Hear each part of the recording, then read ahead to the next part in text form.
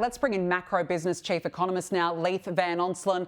Leith, good to see you. We've been talking a lot about migration and its impact on housing, but now we know that the rental crisis is dire. What can you tell us about the latest results?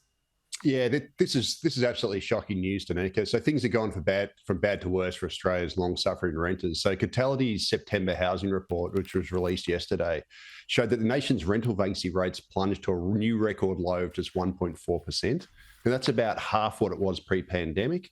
Advertised rents are also rising quite quickly, and the total number of rental properties listed for rent is down by about 40% from its pre-pandemic levels. So this collapse in rental vacancy rates appears to be driven by a resurgence in net overseas migration. We've just seen the record net permanent long-term arrivals in the first 7 months of this year, which suggests that migration is picking up again.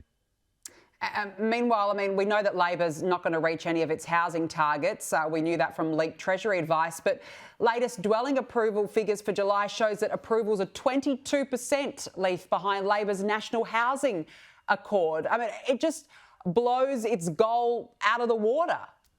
Yeah, that's right. So in the first 14 months of the National Housing Accord, which started last July last year, we've had 218,300 approvals. Now that's 61,000 or nearly 62,000 below the government's target of 280,000 dwellings. And look, it's important to note that, just because the dwelling's approved doesn't mean it's going to be built. Historically, only about 95% of approvals actually proceed to construction. And hilariously, Danica, Prime Minister Anthony Albanese today was boasting that 500,000 homes have been built while Labor's been in office. Well, guess what? The true number is actually 485,000. But guess what? The population's increased by 1.5 million over that time. So we haven't built enough homes. No, and we just keep putting more and more pressure on the housing market while we keep bringing more people into the country.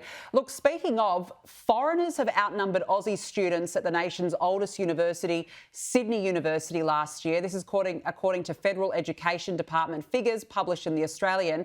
We're talking 51% of all Australian-based students came from overseas, Leith, last year.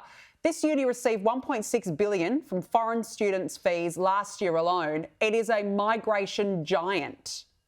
Yeah, absolutely. So Australia is the highest concentration of international students in the world. Actually, we're second after Luxembourg, which is about the size of Canberra, so it doesn't really count. But Jobs and Skills Australia released a report this week, and it basically admitted that international students mostly come to Australia for work and permanent residency, not for education. And they basically admitted that the whole international education system is basically one big migration scam. And they admitted that they've got poor English language proficiency generally.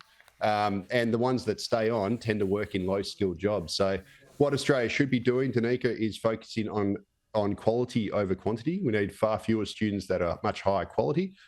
But unfortunately, the Albanese government has just raised the planning level for international students by 25,000 for next year. And it's also lowered some English language requirements. So they're going for quantity over quality, unfortunately.